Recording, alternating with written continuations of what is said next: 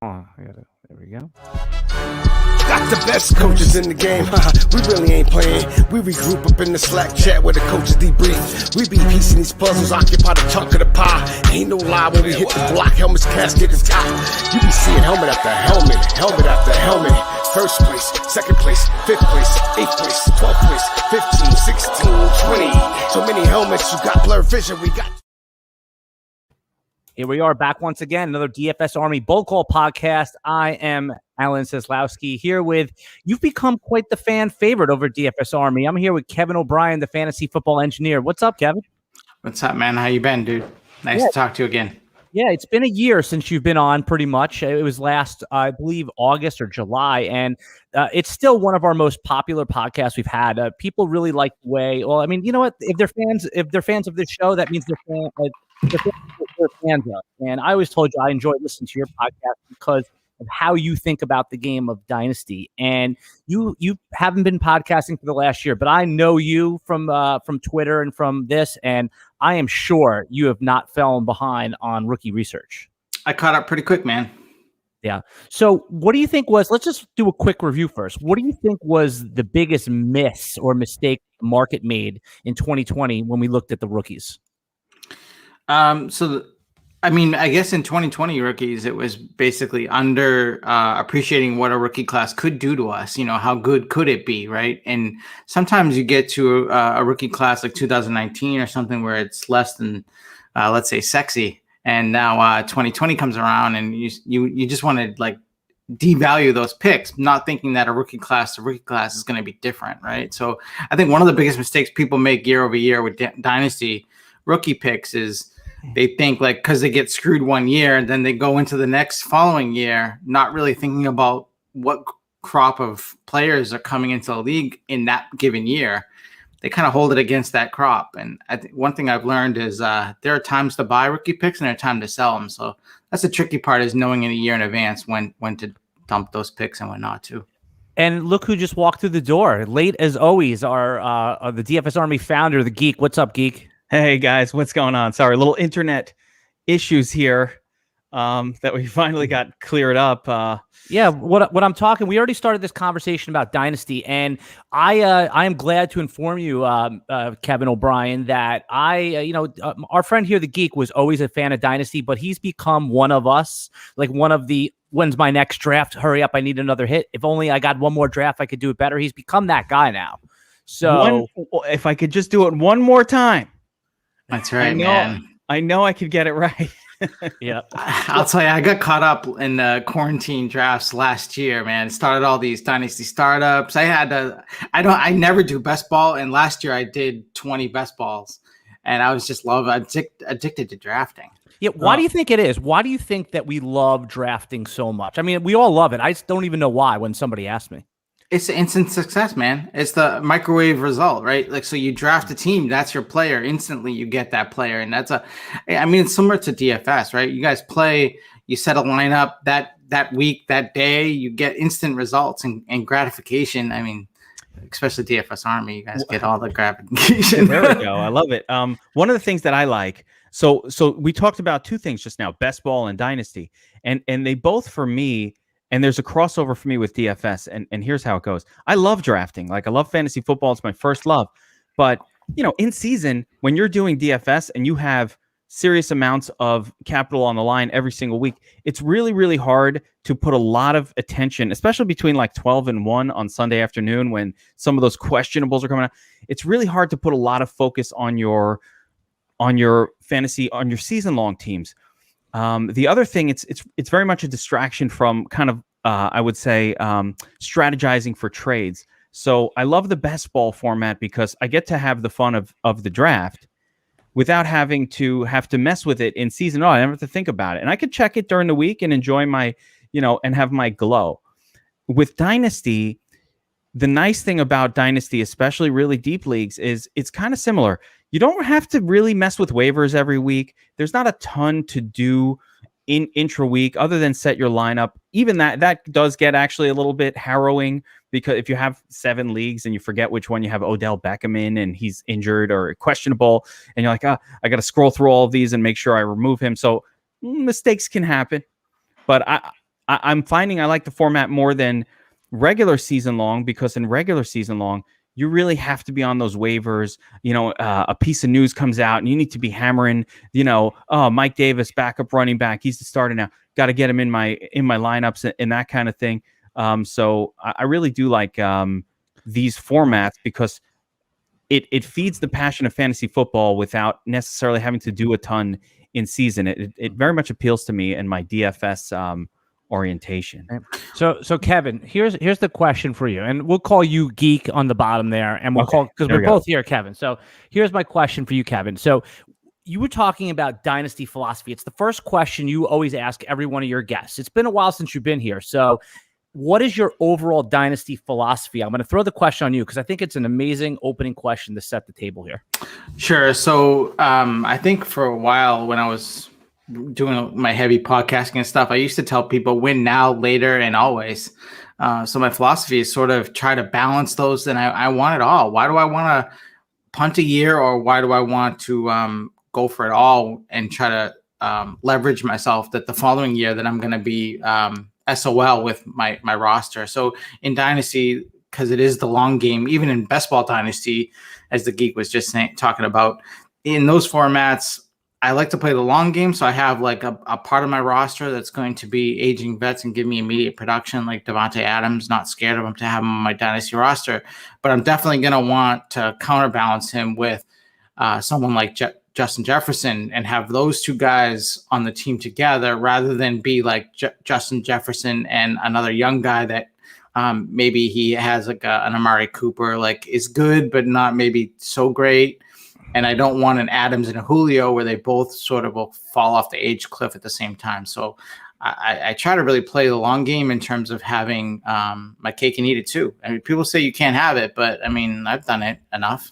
One thing I've criticized Alan about, and I'm going to throw this at you, Kevin, is, because we're in enough dynasty leagues together. When you're in a few dynasty leagues with the same person, you get to know their approach. And Alan is very much, I'm going to say, diametrically opposed, or just unable to really embrace a rebuild ever. Alan, he is not a rebuild guy. Well, I don't have the stomach for the productive struggle. Yes, the stomach isn't there, and I've said, listen, and you've said that yourself, right? Right, Kevin. Yes. I think I've actually taken those words from your mouth. I've heard you say it on a podcast.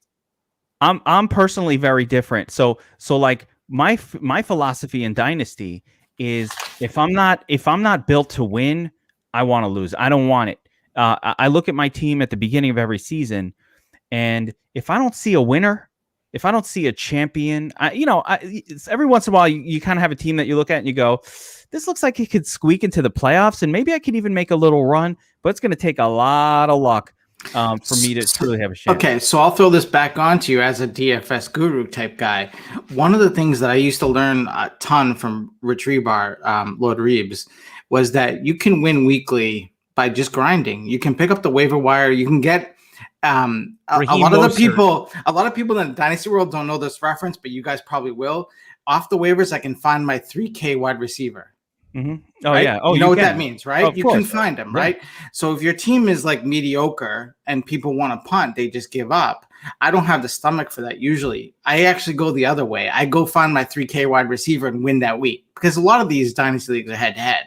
So if you can grind and you can actually – that's why I'll listen to guys like you. I'll listen to any of the DFS guys, and people say that's crazy. How can you leverage that for Dynasty? And I'm like, these guys teach me how to win weekly, because they're starting a random Russell Gage. Odeus Zacchaeus. Exactly. Whoever. Like, I don't even know who the hell that is, but I'll play him for a week, whatever, I just, so I always want to grind and I always want to push forward. And I've won multiple Dynasty championships in a given year with the mediocre 500 roster. You just get hot in the right time. And I've done it for sure. That's it. It's the grind weekly, then get hot in the playoffs. But now there's something else. In research for this podcast, I went back and listened to some of your old podcasts, because I like the blueprint of how you think. And this is something that because right now, I don't know if you've been in a Superflex startup this year. It is more quarterback crazy at the top than it's ever been. I mean, people have finally caught on to the point where they're going all in on QBs that it's not economical to go QB anymore. You always talked about, even in a Superflex league, scrolling through not the waiver wire, because there's no waiver wire QBs left, but kind of drafting those rookie picks, those Drew Lock types. Can you talk a little bit about how you're not so worried about your second QB, even in a Superflex league? Yeah. So, and I'll even, full disclosure, I've gone back and forth with that, because really what I've done in the past when I've said that is that I want my QB1 to be a rock solid QB. And then my QB2, I was okay streaming, because I was better than the average player in finding the QB2 that week. And years ago, when JJ Zachariason and Denny Carter, they used to have these really good streaming shows, the weekly podcast shows where they would stream. One year they did this thing where they streamed a quarterback. They basically, like, 1 week would start the bottom of the barrel QB, but they knew the matchups. They knew that weekly play, right? That a DFS analogy of that 4K quarterback, right? Mm-hmm. You'd get that $4,500 quarterback on DK that, would have a good week and a good matchup, right? And I would stream that through my QB2. People caught on to that quite a bit, and it got harder as more Superflex leagues opened up. So when I first started doing that, it was easier to do it. But also, I'll say that it takes a long time. I mean, to the Greek's point, to grind a $30 Dynasty League where you're streaming a QB2 and an RB2 and a 3K wide receiver on a mediocre team, with a guy standing here with 4 kids who often likes to take hiatuses from Twitter and the podcasting, my time gets away from me, right? So I think there's a balance there. It depends on how much you want to put into these Dynasty Leagues, how much you enjoy building a roster, how much do you enjoy streaming. And I think that goes into a lot of it, because, when I first started Dynasty, I was a heavy redraft player. I had played maybe 15 years of redraft fantasy football. So when I went into Dynasty, I had that mindset that I could win the waiver game. I could draft older players, and I could find the younger guys off waivers before anyone else, and I would grind harder than the rest of my league mates. But I guess as I'm getting older and, now with so many kids and stuff, I'm less interested in that grind. So I have found myself, like last year, stacking up like Kyler and Dak when it was affordable last year. Right. I haven't done a startup this year, but the problem is also that you want the rosters big enough so you don't have to grind the waiver wire. I think that's the happy medium, because the Geek and I have done these best ball dynasties, and we don't engage them. Like, they're not as interesting to me, because I set it. I don't even go look at it. The next year I'm like, oh, okay, because they have no waiver wire. So the best ball is a little too non-engaging. It doesn't give me the experience I'm looking for. I think the FFPC, they have the smaller rosters, so you really do need to grind. So I think what we have found that we like, and Geek, you can kind of back me or say your opinion on this, but I think just large 30, 35 man rosters where there's no waiver wire except for a Dearness Johnson that pops up here once and there for a week. One thing I'll throw in with those formats. So we really, there's 2 things. And actually, Kevin, it's funny when you talk about like 15 years ago, I had a resistance to Superflex leagues. I'm gonna tell you why. Because I've also been, a 20-year fantasy football player, loved it since I discovered it in like 2003, I think it was. Yahoo, baby, internet, yay. So one of the quickest things I figured out was I could get an edge on my leagues just by understanding the scarcity of position at quarterback. And, everybody in your league just was taking Brett Favre in the first round or Peyton Manning in the first round. So it was such an edge that I had on my league mates because I was willing to take the 10th quarterback every time. That's how I played fantasy football. So when the Superflex format came out, I said, hey, wait a minute. You're taking away my superpower here. My superpower is I'm in leagues with 9 knuckleheads who still haven't figured out that you don't draft Michael Vick in the first round with the first pick. So it was an edge, and I didn't want to give it up. But the pendulum swung. Number one, people figured that out. And number two, now it's interesting. So initially in Superflex leagues, what I found was people didn't prioritize quarterback correctly because of the same thought process that had them waiting on quarterback in the single QB leagues, which was, I can get one later. And it's to your point of the streaming. I'm not in a single Superflex league where you can possibly pick up a quarterback from waiver. Like they're all gone. Even the backups, even Taylor Heineke last season, it's like, hey, he's starting. Can I grab him? And you're like, nope, somebody got that guy too. I can't believe it. So, it's really, really tricky you have to adjust your head completely. And it actually does take a couple leagues to understand, oh, this is how this plays. And it took me playing it a season on Superflex to understand how this plays.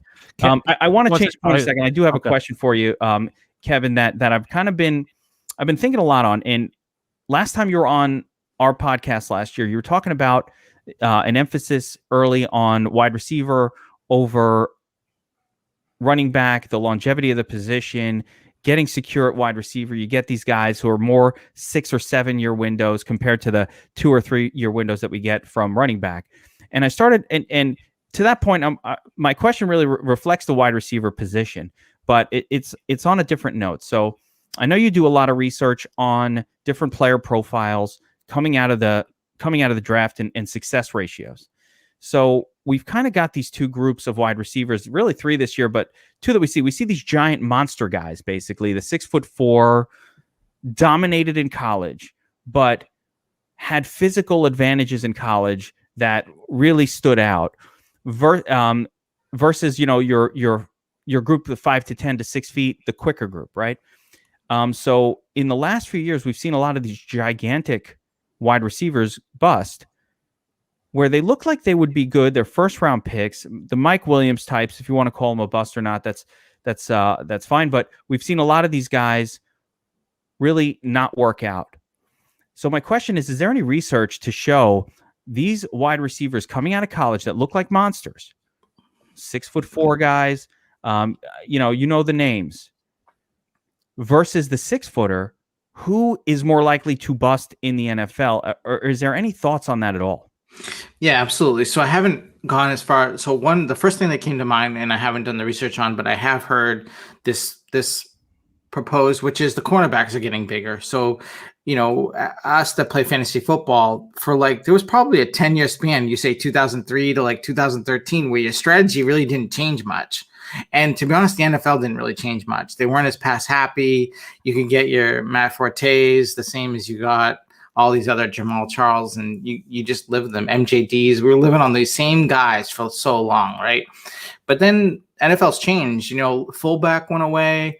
Receiving tight ends became more of a thing, more common than it was. And then you got 3 wide receiver sets, and then so you sort of you guys get that concept of you can build this defense shield.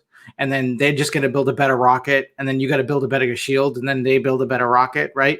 And this is sort of thing. The NFL does that with offenses and defenses. So they got these big receivers to dominate these small cornerbacks. And what did defenses do? They started drafting bigger cornerbacks and to target those bigger receivers. Then they went back and said, whoa, here's this guy, Antonio Brown, that can run a route that shakes this big cornerback's shoes off, right? And he just continually can beat him, even though he's not the biggest guy, and quite frankly, maybe not even the fastest guy. So there's a balance there that needs to be struck between route running, spatial awareness. I mean, you can get really deep into how you evaluate film, but you can also look at the metrics and is that freak athlete have the combination of being able to fit in the offense, have the size and athletic profile that he needs to dominate, but can he also get in the open, and can he do what he needs to do to get the separation, which is something, Matt Harmon's work on reception perception has been great, because he's looked at, how do I quantify that separation? How do I quantify that this receiver is constantly beating his coverage or his defense that he's seeing, zone or man? So I think a lot of that goes into that, but at the same time, I mean, it's just that constant adjustment. Like I said, you're not really seeing the Calvin Johnsons come up either, right? It's not like you're seeing it, right? Bringing it back, yeah, some of those names like the Cortland Sutton of the world. Again, I brought Mike Williams. Corey Davis was one of these guys. Really high picks that seem to bust. And what I've been trying to figure out, and I think you're on the right track with the cornerback play. I'm trying to figure out, these guys are so dominant in college, then they come into the NFL and not all of them work out. Some of them do. Well, and AJ Corey Davis is like in his situation, like the people would criticize the competition, but also as the NFL, the rules get you can't hand check as much or hold and grapple. The smaller guys, the quicker guys, definitely have a better advantage. Okay. I think that has something to do with it too. Just now, so get it. I just want to get into some actual rookie draft stuff, if you don't mind, because this is what I find is fascinating. Is that it doesn't matter if you're in one quarterback leagues or super flex leagues. I mean, there's two different ways to think about this. At the top of the draft, running backs always get pushed up, and sometimes to a fault. Last year, you had someone like Keyshawn Vaughn going at like pick 111 in rookie drafts ahead of first-round receivers like Brandon Ayuk and T. Higgins, who basically was a first-round receiver, first pick of the second round. Is there anybody this year that is it buyer beware in the third round that you think might be this year's Keyshawn Vaughn? Like when you talk about Trey Sermon, Michael Carter, who went in the fourth round, or are these guys more like Alvin Kamara, who he went in the third round, but no problem? That's my concern about those late running backs. Yeah, let's say I'm going to go with the chalk take here. I'm going to try to use as much DFS Arsenal lingo that I could use out of myself, but I think I'll go with the chalk take on this, and that you're basically looking at the top three running backs, and then everyone else after that is more of a 0 RB. Think of them as like a 4K, 5K type RB, right? You'll never see like Trey Sermon. You'll probably never see above 6K on DK. You know what I mean? That kind of guy, right? He's always going to be he has a really good matchup. The starter role all of a sudden got hurt and he's priced appropriately. I think you're probably looking at Michael Carter, Trey Sermon, those kind of guys. Even people are starting to get excited about the Patriots running back. And it's just like I can't pronounce his name, but yeah, but I mean, listen, there's a lot of similarities between Stevenson and what LeGarrette Blount did on that team. So I mean, You're chasing LeGarrette Blount all of a sudden? Right, but I'm saying it's, in rookie drafts, he goes in the fourth round. I mean, or like the end of the third round. It's not, there's not I think really so the later, this is the other thing to note, is that the later you see rookie drafts, you're going to see his ADP pull up. Yeah. Just like Trey Sermon. When Trey Sermon, before people got a handle on the analysis of post-draft and getting excited about that landing spot, Trey Sermon was back end second round or third round. You're going to start seeing him in the early second, late first, because the word's going to get out on him, and people are going to start probably pushing down other players that they had. I mean, there were a lot of people that had like Seth Williams types that were higher pre-draft. Those guys are all going to get pushed down at ADP. Sometimes that's slower the first week or two after the draft. I've been dying. Let me ask him this, because I've been dying to ask this. I took part in a mock draft with some analysts in the industry, and it was before the draft, and it was a single quarterback draft, and I had pick 7, and I didn't like what was on the board, so I took Trevor Lawrence at the 1.7. Pretty publicly, I got crushed by the Podfather. I mean, really beat up pretty bad, and I didn't think it was that bad of a pick. He has subsequently apologized, saying that, it ran 1.7, 1.8. But when you're talking about an elite level prospect, like it was Kyler Murray the year before, he was going like 1.8, 1.9. Is it that egregious in a one quarterback league to take a prospect like Trevor Lawrence, or is that just, again, bad process? I tend to go on the side of bad process, but I won't blast you like a Matt Kelly. Yeah. I don't like it. It's okay if you do, by the way. I could take it. So the one thing that I've done with quarterbacks, and especially obviously you're referring to one QB leagues, but yes, those I target like Lamar, Kyler, because I'm chasing this rushing upside. With the pocket QBs in one QB, their edges get really, really smaller because you're not getting the 6-point touchdowns. A lot of the passing TDs are 4, and you can stream above replacement more often than not. I mean, the guys like Stafford just get normalized a little bit too much, I think, in one QB. So if I'm going to do it, I probably chase like a Lance in the early second or, mid second. But you talk about this all the time, that you want to go through the microphone and scream at people, because if I only have pick 1.7, I don't have pick 2.2. I have 2.7. That's a problem with these drafts. That's a problem when you're in a mock draft to begin with. I've participated in Ryan McDowell's mock drafts, and I've always hit him up like year after year, and it's like, can I trade the pick? Like, you remember, dude, like, can you enable trades in these rookie mocks? Because this is not. You talk about it all the time. My name to this player, and it's like, I don't want to be in this spot in the draft. Right. Go ahead, Geek. You had a question. Yeah, no. And by the way, that is absolutely. It's an interesting. I think the Johnny Lawrence, the Trevor Lawrence pick 7 is an interesting situation with this year's draft in general. So I do want to come back to it. We have the size issue, right? You've got a bunch of some undersized wide receivers in that top group. More, what is he? 5'7". You've got, of course, Chase and Smith. So you have this whole group with some oddly, unusually sized wide receivers that are the hot group, and you've got the 3 running backs, some of which have some issues as well up at the top.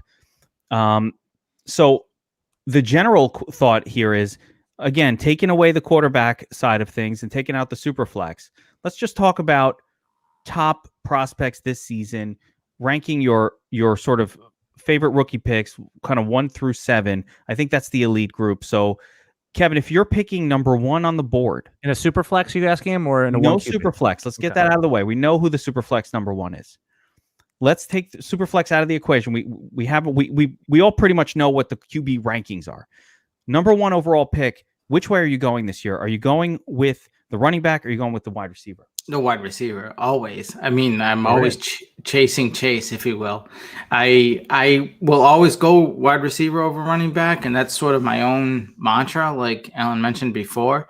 It's just my own personal process that I really trust my evaluation of these receivers year over year, and I just feel like my own personal hit rate, if you will, is better when I go wide receiver. Like last year, I was taking Lamb over CEH, and people thought I was crazy.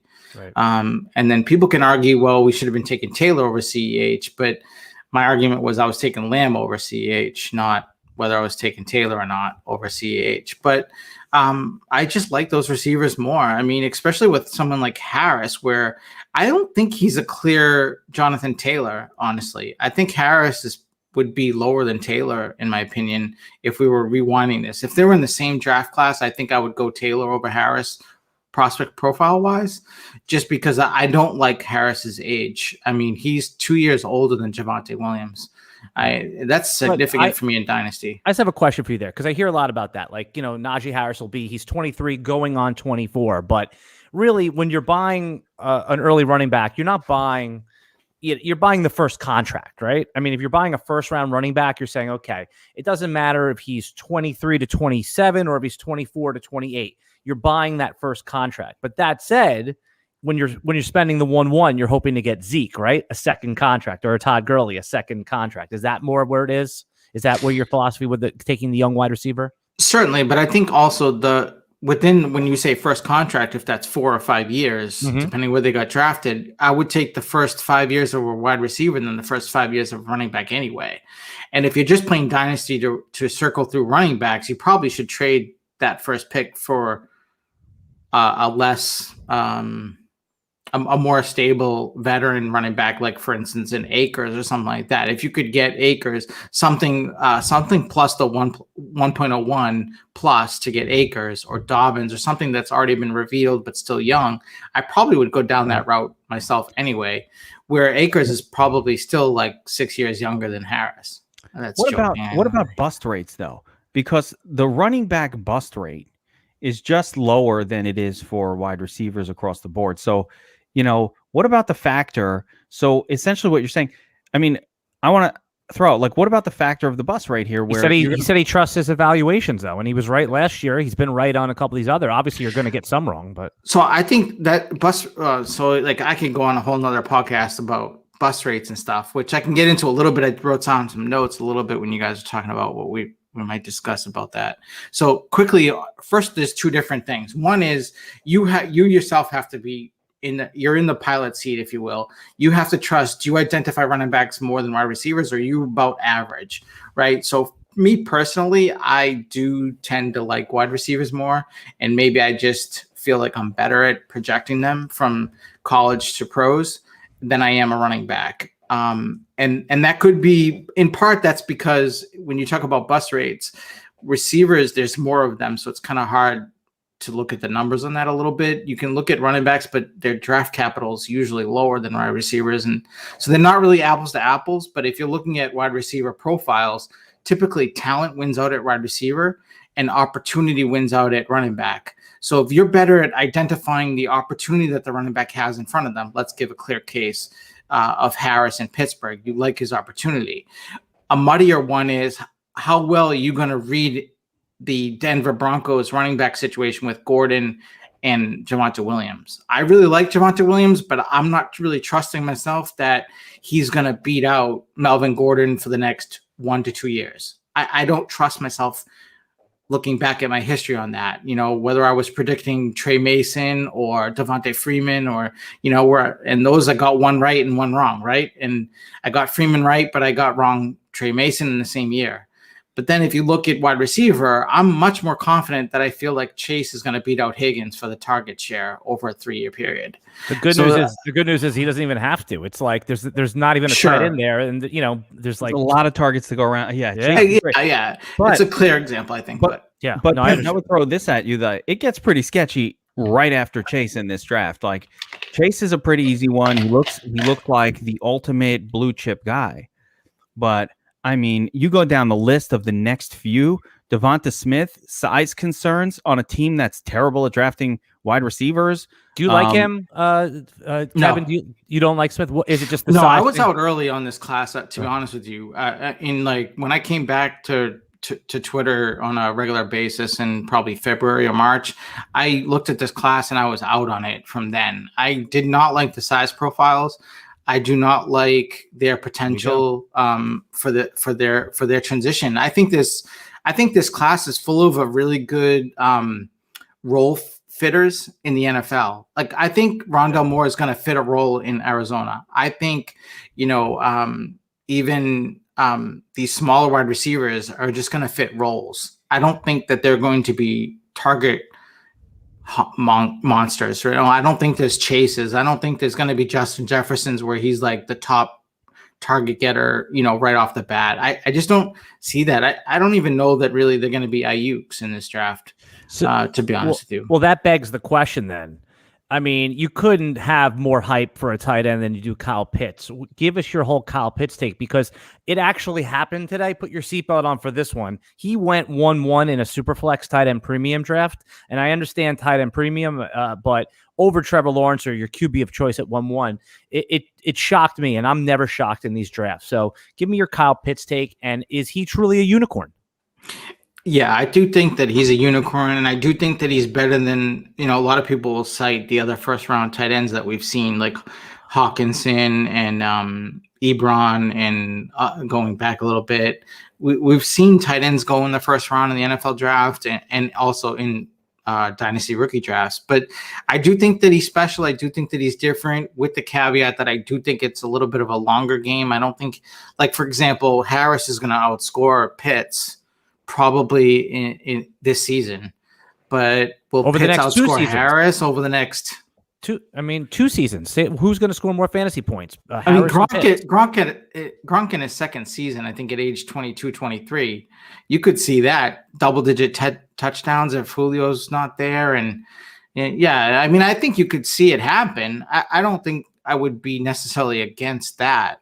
So I'm on board with Pitts, not necessarily maybe at 101, but I will, for the people that are making that pick, I will defend them a little bit, because I have seen people go like these. You guys play FFPC at all? I do. In any format? Yes. You run every now and then, you'll run into these teams that get like Kelsey and Kittle at the turn, and they just freaking crush, man. They hit their running back and receivers, and they just absolutely crush. They just kill you. And there's people out there that build teams that way that do very well with that style.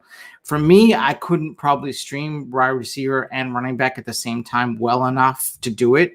But in those situations, you're playing a tight end in your flex in tight end premium. You got double-headed monster at tight end. I've seen like guys like Sigmund Bloom do this in drafts. He just crushes the tight end, and then all of a sudden he's picking up the late round running back, getting those wide receivers that we talked about earlier, between the 3K, 5K range, those wide receivers, and he's crushing it with those receivers, and you're dominating a tight end. I can't do it. I've not been able to recreate it, so I'm not taking Pitts at 101, but I have seen people do it. And, a lot of people on podcasts, you mentioned this thing before. That is my thing on my podcast. I've said a lot is that I started a podcast because I would listen to podcasts and want to rip through the microphone, right? Like, give me I don't know if you guys ever watched West Wing, but it was like, give me the next 10 words, right? Like people would say trade down. It's like, okay, yeah, for what, man? Like, I'm not trading down in my league. Everyone's doing this. You can't have 75% of the podcast with 75% of the market trading down. Right. Sure, it happens, but it's not tangible. It's like when you get in. It's like when you get in these dynasty startups. What's the first thing that said? Pick 101 on the block. It's on. Exactly. It's available. Right. Exactly. Available. And it's not the days of people trading up to take Andrew Luck 101, right? Like those days are gone. They're like, you might find them. So, someone will listen to this podcast and find a random trade out there in the 3,000 dynasty leagues, of course.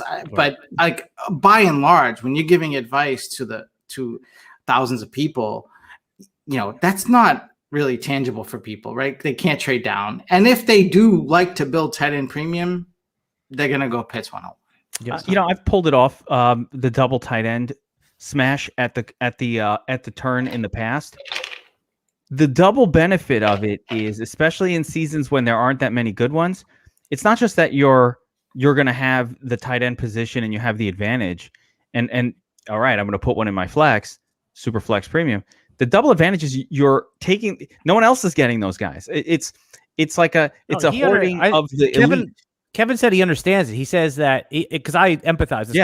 He just can't pull it off for some reason because he's probably always reverting back to your basic philosophy. And I think that's why you start your podcast all the time. It's like, what's your dynasty philosophy? Because a lot of times when you ask that question, I think I know what I'm going to hear, but it's amazing. You'll have 10 guests on and I hear 9 different philosophies a lot of time. It's pretty interesting. Last year when you were, did you want to make a comment on that? Because I have another question for you. Were you about to comment, Kevin? No. Good. Okay. So last I heard you, and again, let's just give out your Twitter real quick. If anyone, we're here with the Fantasy Football Engineer. Now you have changed your Twitter, so give out your new Twitter. I'm gonna put it on the screen while you're talking. Yeah, it's my full name, Kevin OBrien, FF. Keeping it simple. I was the FF engineer for a while. Underscore. Double underscore. People hated that. And I loved it. I was fighting that off, and that wasn't a big deal. But I just noticed in the last year or two, there's a couple more fantasy engineers using that name, so it kind of got old. I was the only one for a long time. I feel like an old guy on Twitter now. I've been on Twitter for 10 years and talking Dynasty for at least 10 years. Come on TikTok with the rest of us, man. Nah. Yeah. No thanks. So last when you were on, by the way, do you have plans to start your podcast again? I do. I don't know when, but I do. All right. Well, I highly recommend it's Fantasy Football Engineering. Definitely download it. Listen, the old episodes hold up. I'm telling you, who the hell listens to an old podcast? I was when I found out you were coming on, I went back and I was like, listening to whole episodes again. So yeah, they do are evergreen for Dynasty Philosophy. But last we left off, you were kind of, and I don't want to say anti-tight end premium, but it wasn't moving the needle for you. And I think the market agreed with you because now the tight end premium leagues that I'm in are not 1.5 PPR. They're 2-point PPR. Explain how that might move the needle in a startup draft. Yeah. So when you get up to the 2.0 premium for tight end, it does push it. It at least levels the playing field where you're getting the, usually you're dealing with maybe 3 or 4 good tight ends. And as soon as those are gone, you're just like, forget about it. I'll punt 10 in and do whatever I can. But once you get to 2.0 premium, you really start to level out and you can start getting interest in these back end tight ends. But we play in a lot of start 2 tight end leagues now too. I mean, that's almost like standard issue or we won't go in it anymore. And I know the Geek hates it. I love it. I'm not a fan of starting 2 tight ends. There's so few of them. I'm not a fan of a min to start, but I'm not necessarily opposed, like I said before, if somebody's going that route and they're good at building quarterback, running back, receiver by grinding on the back ends of drafts. By all means, I've seen it work, so I'm not against that necessarily. It's just not my method of operation. See, I want to go back to what you said before, because I'm still reeling from the fact that outside of Jamar Chase, this whole wide receiver crop is a pile of crap. So now I'm like, all right, let's say you have pick. I just want to make the joke about trade down. Like, if I've got pick 1.5, get out, trade down. Should I be trading it now? If I'm in a regular league, I mean, no Superflex. You're sitting staring at Jamar Chase or Jalen Waddle, who's going to have a career. I love Waddle, actually, but he's going to have a career with potentially Tua throwing. So just poking at ADP, maybe I would say for your argument, pick 6 is where I think the cutoff might be. I would take DeVonta Williams at 5. Yeah, there we go. I do like him at 5. And I think after that, it's where it drops off. So just to clarify, like some combination of Chase, Harris, Etienne, Pitts, thank you, and then Javonte Williams. And I think at 6, you're looking at Waddle, Smith.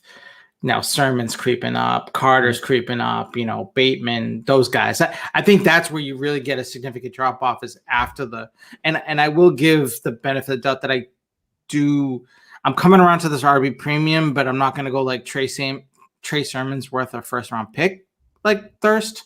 But I think Javonte Williams worth taking over Waddle or DeVonta Smith. So people tuned in tonight because we promised them some actionable dynasty tips. And last year when you were on this podcast, you used a term that stuck with me, and we use it all the time. We give you credit, so don't worry. But it's the stinky cheese running backs in a startup. And last year you correctly identified Todd Gurley, James Conner as these running backs that you have to get taken the 3rd round because you need a second running back. David Johnson, Kenyon Drake. We fell for it. Kenyon man, Drake. that wasn't Stinky Cheese. I was out on all those guys. Yeah. So who is it this year? Who are the ones that it's buyer beware?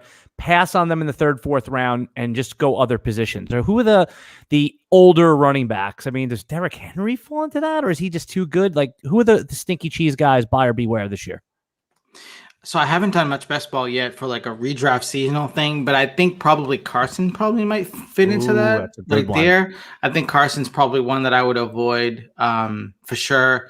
I'm drawing a blank on some of the other ones. I think Cook, Henry, those guys still have another year, so I wouldn't necessarily be out on those guys. Henry's 27. Wait, is Zeke Elliott Stinky Cheese? This is haunting me. He's 25 years old. He's 25 years old. So yeah, that's a difficult one to say he's Stinky Cheese, but I won't be touching. So, well, that's Stinky Cheese. What's something? By definition. Yeah, you're putting me in a spot here, but like I wouldn't draft him. This is for bold calls. It's fine to make very bold. I hate him. Well, it's because he just drafted him in a startup. That's why I'm sick over it already. So Evan Silva, one of the things that he does that I think is really low key that he does when he does his top 150 in his rankings that I've taken to is like, I'm not comfortable with the word analyst, but whatever I am, if I ever publish rankings, whatever I am, one thing I learned from him as an analyst that does a really good process with the stuff is that he ranks players that when people read them, they won't get this player. So it's not that like I put him like off my rankings, but I would put Zeke so low that you probably the 11 other guys are going to take him before you will. Right. But like Stinky Cheese, I think of like in no circumstances you'll draft him. Like last year, I was like, no way I'm taking Gurley even if he falls to the 11th round. Like I was not taking him at all. Zeke is more of that category. Like I'll be the 12th guy that takes him. Right. And like if he drops to the 4th or 5th round or something, you know what I mean? Like, which is unlikely, but if it happens, I would take him. You're going to make the Geek commit Harry Carey here. No, because the beautiful thing about Zeke is there's still value.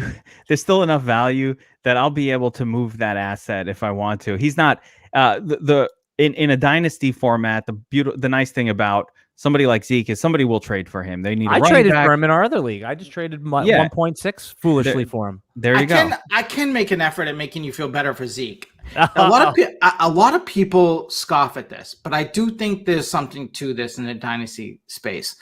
Is that if you go, I don't know if you guys know the Footwork King on Twitter. He's this. The videos I saw. The video, if that's what you're saying. Yes. This convinced me. I saw exactly. This dude's legit. No, because I don't know what you're talking about. So explain. Yeah. Okay. So there's this guy. He's on Twitter. I think it's Footwork_King2. He lost his King 1. I don't know. He lost his account, so he went into Footwork King 2. But anyway, you can find him on Twitter. He is legit. I think he's his facilities in Texas. He's very legit. He works with a lot of athletes, professional athletes, NFL, and he works with kids like, these high school kids that you hear about, like Friday Night Lights kids, like they're like 12-year-old, but they're like being groomed for Hall of Fame. And then he works with like Emmanuel Sanders, and he works with all these guys that he's just literally the Footwork King. And people scoff at these videos because Zeke is looking great and people scoff at it. But Derrick Henry looked great and people were scoffing at it before he took off. And they were like, oh, people in shorts and, on AstroTurf, people getting, the underwear Olympics. The whole thing, exactly. Like, that scoffing, right? But I do think that on some level there is validity in this, because I'll say this: when Zeke had those stomach gut hanging out pictures getting leaked, we were moving him down in the rankings because of it, right? Because everyone doesn't like that image of he just doesn't care about football. He's not working out. He's not in shape. But then we hate it when they are. Something doesn't add up to me. Best shape of his life. Kevin, I saw these videos, okay? And my criticism of Zeke has been, and I've done this on the Bowl Calls, on the Bowl Call pod for years. I've said this guy got paid and he doesn't give a shit anymore. It happens every now and again when somebody has you. I disagree with this, because think about this. Like, you've all played like just pick up basketball or something, right? And that's in front of nobody. And no. You try your ass off. Because you don't understand. In order to be an athlete at the level of an NFL top 5 elite athlete, you have to work hard every single day and fight. You need to chip. What's your next revelation? The sky is blue? I mean, obviously you have to care. You have to have a passion, right? And when you get $50 million, you're kind of like, yeah, I'm the fucking big badass. I want to go bang hot chicks. I want to go to Mexico. I want to do all that stuff. I want to have fun, get a little fat. Not everybody has the fire. So my issue with Zeke was, I think the fire went away. I saw those videos, Kevin, and I was like, you know something?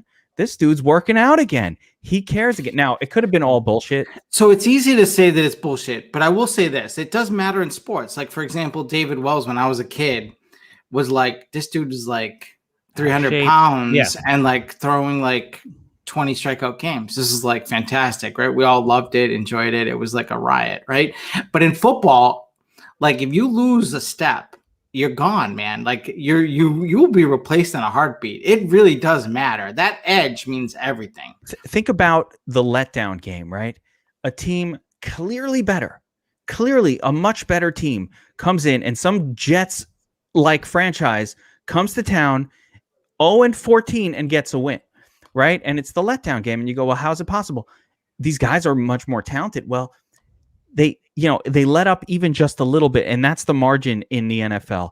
You just let up just even a little bit. You get even that, you go from 98% to 100%. That difference is enough to be the difference between a win or loss. And I do think this is case by case. So, like, if you look at Zeke, did he have an injury that really hurt him? Like an ankle, a knee? Like, I don't see that. Like, MJD had ankles issues. Gurley's had his knee. So, like, you look, I think that's part of the consideration. You look at what he did actually do the last couple seasons. He had the Mardi Gras videos came out, was messing with these girls that he was going to get suspended for.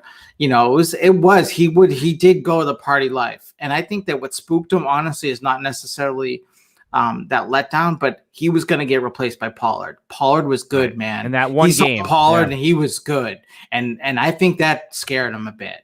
And do you think he's just not talented anymore? I don't think he's lost his talent. I don't think he's been hurt.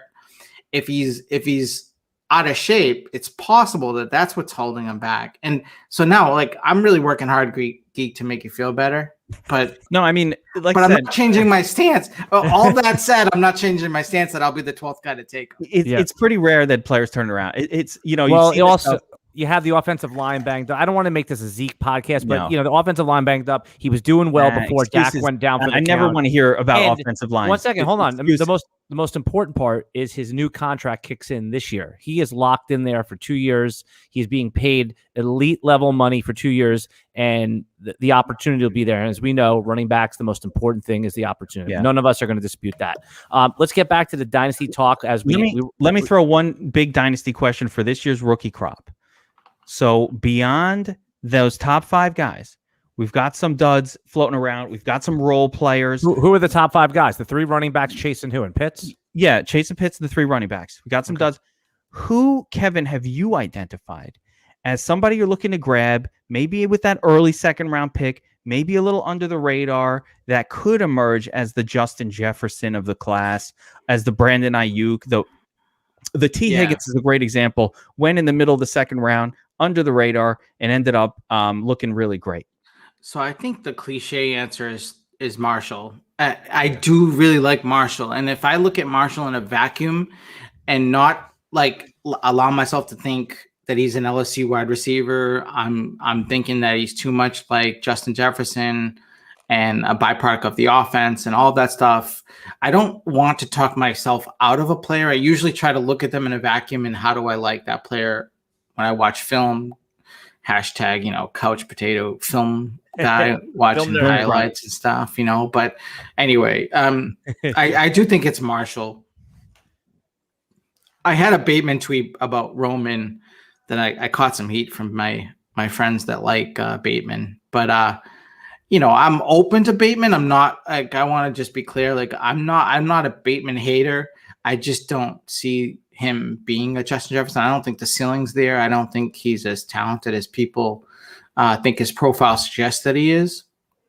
But I'm open to taking him. So I would go between like a 1A, 1B, 1-2. My answer would be Marshall first. Yeah. I definitely want early second. And then secondary to that is Bateman. I think usually people take Bateman before I'm willing to take him. But why does the dynasty fantasy community that we all swim in, even before the draft, why did they hate Cadarius Toney? And now that he has first round draft capital, does that change anything for you? And I guess where did you stand on him to begin with? So I was not a fan. I thought he was pretty much DeMarcus Robinson. I guess I look at these college receivers as these college programs have types. They really do have types, and the Gators are okay with these lackadaisical route runners that just get open in kind of backyard football, like just a gadget guy, throw it, get open. I don't care really where you run. I don't care if you run your route properly or not. And I would say people were out on him early because there was so many film guys that we trust. I think it was Mike Renner, PFF. Yeah. He does some great coverage on draft stuff. I listened to him on a podcast, and he gave a really great evaluation of him that he basically just doesn't know how to run a route. And it's hard to teach because these coaches really don't coach up like you think they do or should. In the NFL, they're not really there to teach you how to play wide receiver. It's much more a natural talent. We're here to teach you the playbook, what we want to do, and you either conform to what we do or, we replace you.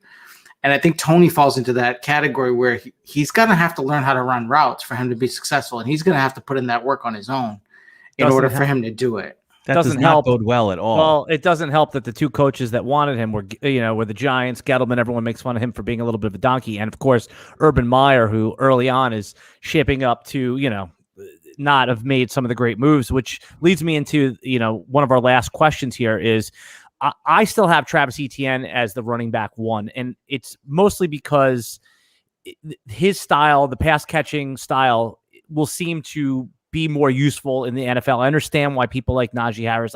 I couldn't tell anyone you're wrong, but Travis Etienne, where do you have him? Obviously you have him behind Harris just based on our conversation here. And I see the upside as being someone like Jamal Charles that can get it done in 15 touches. Give us your Etienne take. So to be honest, the 3 running backs I have really close. I would almost like so as much as say that I would put them in the same tier, and you're splitting hairs which one you take. I really don't. I'm not putting a flag in the ground on any one of the 3. I pre-draft I did like Javonte Williams the best. He's very close to being just flat out. If I had to plant a flag, bold call podcast, Javonte Williams is my RB1. For sure. I like his all-around game. I like his age. I break tackles, elusive rating. I love all of that stuff when I'm evaluating running backs. The thing that scares me about him, and tell me why, again, this is just something I did with a simple Google search, is that Michael Carter outproduced him as far as rushing yards were concerned this year. What is that all about? Sure, that's a usage thing. I mean, that's just a usage college football. I mean, you brought up Kamara earlier. We can't pretend that college teams know how to use all their players the right way. I mean, LSU moved Justin Jefferson in the slot. I mean, because they needed him to be there. I mean, these college teams will do whatever they need to do to win and to be different and creative. But so I don't hang my hat too much on that.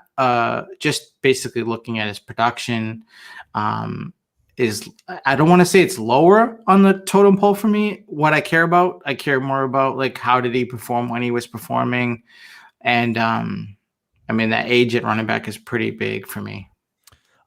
Geek, I got a couple more from rapid fire here, but what is a rule in fantasy football that you think every league should have? And again, I don't mean just like Superflex, but like what's something that the mainstream has not yet adopted that every time in your league you just cannot stand it? Like, for example, when there's not enough taxi squad spots, I almost don't even go in the league anymore. I need a big, large taxi squad. What is something must have rules for you? I think must-have rules would be flexibility at IR. That's one big one that as a commissioner, I've been much more flexible. Not only with COVID, even before COVID, I was much more flexible with this whole, like, you guys, I'm sure you guys come up against this. When there's an in-between period where like a player gets on IR at the week 3 preseason, but on MFL and other sites, they'll put him as out because the NFL is playing these games with the IR, and they wait till the last minute to put him on IR. But it's like foregone conclusion. We know that he's going on the IR. So like I usually open it up in preseason that any player can be put on the IR, and it's not sort of a trust system, but basically that, we know this guy's going to go on the IR, and like, it's just one of those flexibility things that I want. And also the number of IR slots, more so even than taxi squad. How many should you have? How many IR slots? So like on a 30 deep roster, I want 5 IR slots. Yeah, I think COVID brought me around to that. I was anti-IR, but after, now COVID is unique. Hopefully but I'm saying now they're here to stay. Like, when a couple players, what's the big deal, especially in a big as a commish, I was doing it as a 1-year trial for COVID, but going forward, I'm more inclined to keep 5 as IR spots. How about this one? What is your take on trade veto by the commissioner? I'm in some leagues where league ruinous trades have happened. Well, you call him league ruinous. He means lopsided donkey. No, trades. League ruinous. It ruins the league. Meanwhile, you paid. So here's my side of getting the league ruinous trade, by the way, but that never happens.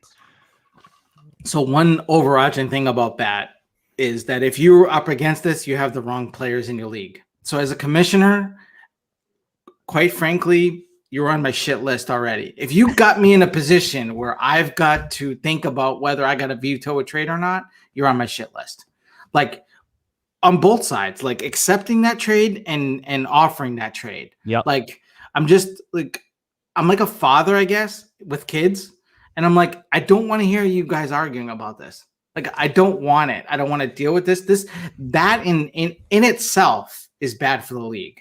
And I find that those don't go away. Even if you resolve that issue, you're going to have that come up again with those two owners. So we've solved the problem. Wait, we can introduce the solution that we came up with that exists in only one league in the world. No, that's not true.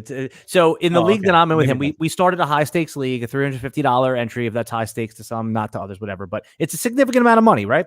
So what we do is we have a 24-hour match the trade thing. And I'm curious so a trade goes up on the board as pending trade. Now all the other 10 owners can never say, "Oh my God, you sold Patrick Mahomes too light." Everyone gets a chance to make one blind bid to either side and beat the trade, and then the two sides. So say it's Patrick Mahomes for Austin Eckler and Josh Allen. Say that's the trade. You could offer either side, and either one can accept their new trade. Do you like this rule? Some people in our league think that it's an unnecessary safety net. I do like it. Thank you. I do like it. It's cool. I mean, I think I'll say this. There are different levels of things that I implement as a commish. So there's some things that I say, this is like expanding IR is an executive decision. I make that decision. That's mine to own. And if people really hate it, I'll replace you. No harm, no foul. I'm sorry you feel that way. There are some decisions where it like converting one QB to Superflex, where I'm like, I don't even know. Well, actually, hold on. I'm even going stronger than that to say, I don't even know if that's good for the league, even if they vote for it. Like, that is a harder decision. You really have to think about that for a year or two. You kind of have to feel out some of the longer term owners, think about how they feel. I think that's a really hard one. But there's some in between, which the rule that you just proposed, I think is really one that you really should pull.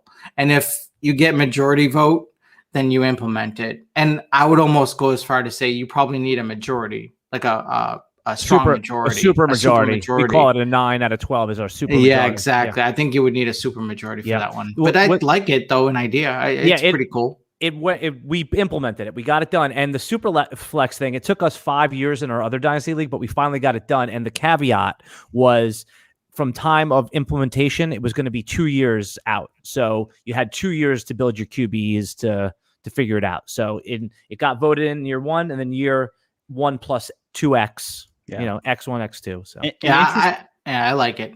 An interesting caveat to the trade veto concept.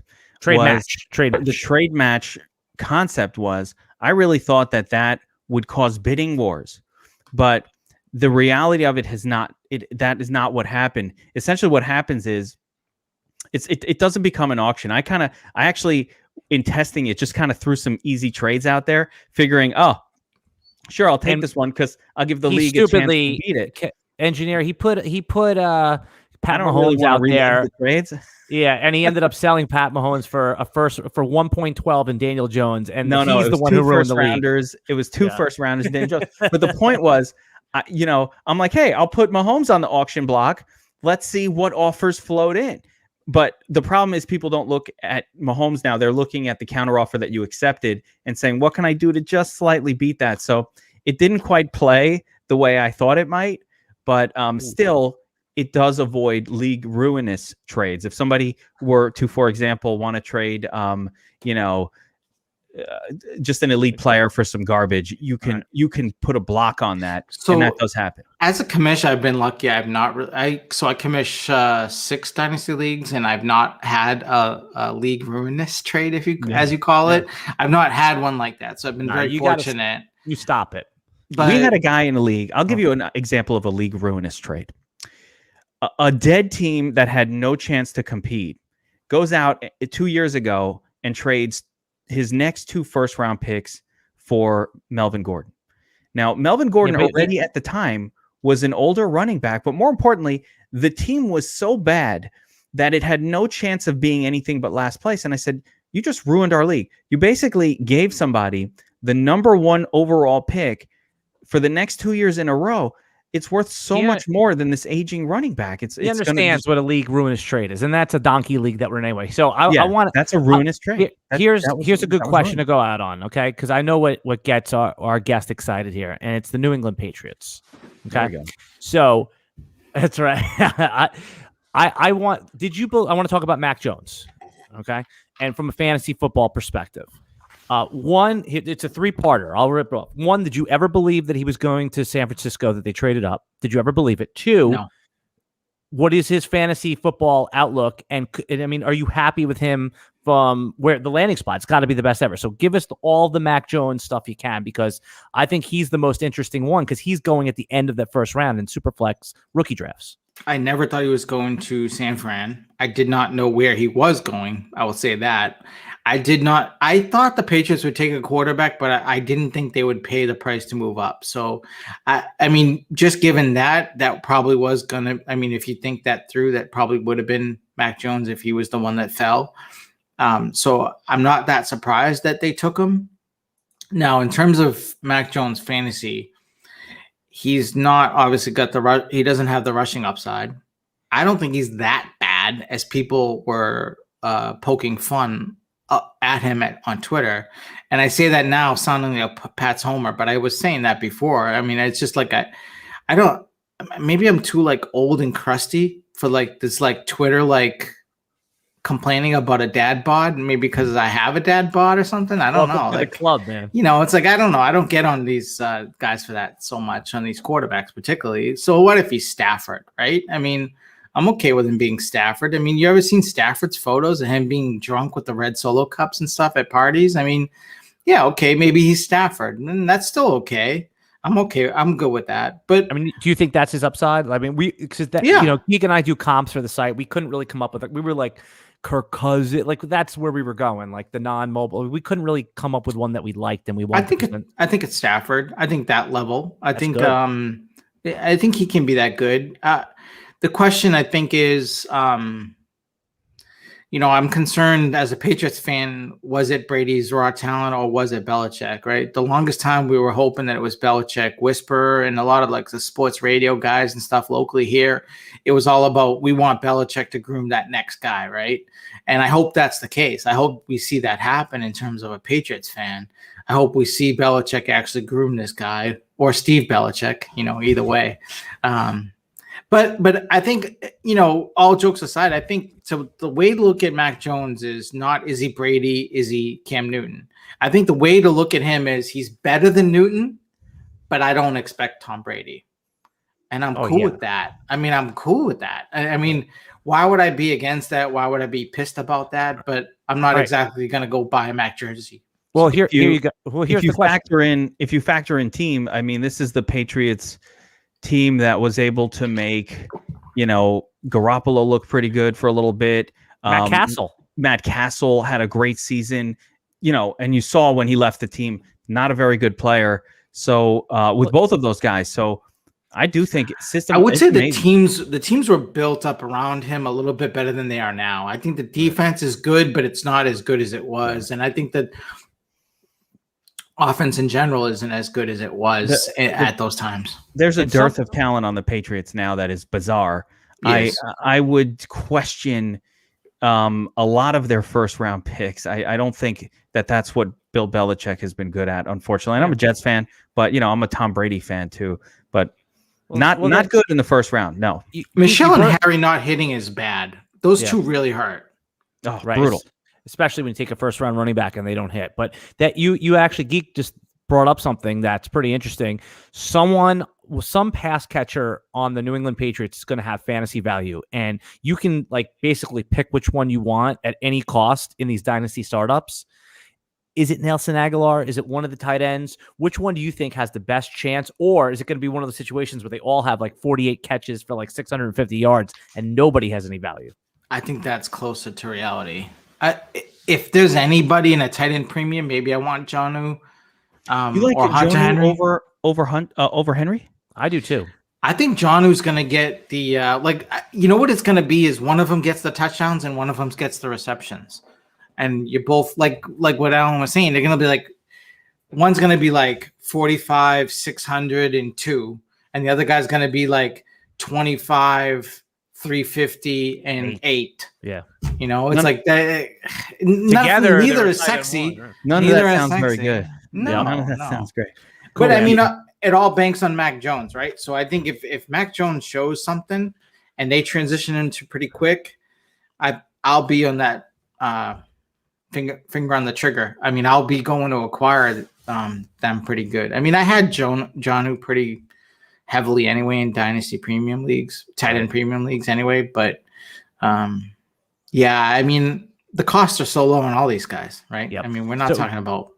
start getting into some startups this year. I like when you talk about your experiences in startups. That was like my favorite thing from last year. I was hearing you wake up in the middle of the night and see which players are bid on and then go +1. And, like I'm telling you, I know these are like little throwaway stories for you, but fans of your podcast like it. Let's again, if you've been sticking with us for this long for the hour, we're here with Kevin OBrien, the fantasy football engineer. Kevin, give us, tell them where they can find you on Twitter and tell them about your podcast that is coming back soon. I'm going to make sure of it. Okay. So on Twitter, Kevin OBrien, FF, KEVIN, OBRIEN. Some people do the A, so I'm gonna tell them. Obviously, Where's the A? OBrien. I thought you said Kevin. I was like, KEVAN? Is it? No. A So, Yeah, EN at the end there, because Kevin OBrien, FF. I have a website, dffengineer.com. You can find some ADP. Say it again slow for the people, because I really think they should check it out. I like your website with all of the rankings. It's very simple. So theffengineer.com. So really been focusing on ADP lately. So I've been scraping FFPC. So I have all their API calls. I can pretty much pull any of their data. So I've been focusing on Dynasty right now, but I'll probably pull eventually some of like the Football Player Guys Championship ADP. I can pull that. The main event, I'll be pulling that too. But right now I've been pulling 1 QB in Superflex leagues, rookie drafts, startups, pulling all the safe leagues, startups. So there's those. I love those because it's all the same format. You can all identify all these leagues. There's like 300-400 of them, all have the same settings. Everyone's playing it the same format, etc. So a lot of people that pull MFL data for ADP, you're pulling leagues that are very customized. So people might have tight end premium at 1.25 or 1.75 or 2.25. You really can't, it's hard to scrape those, and they're not as concentrated. So right. I try to look for these concentrated settings to really give people a better data set. So on my site, I've been trying to do those quite a bit.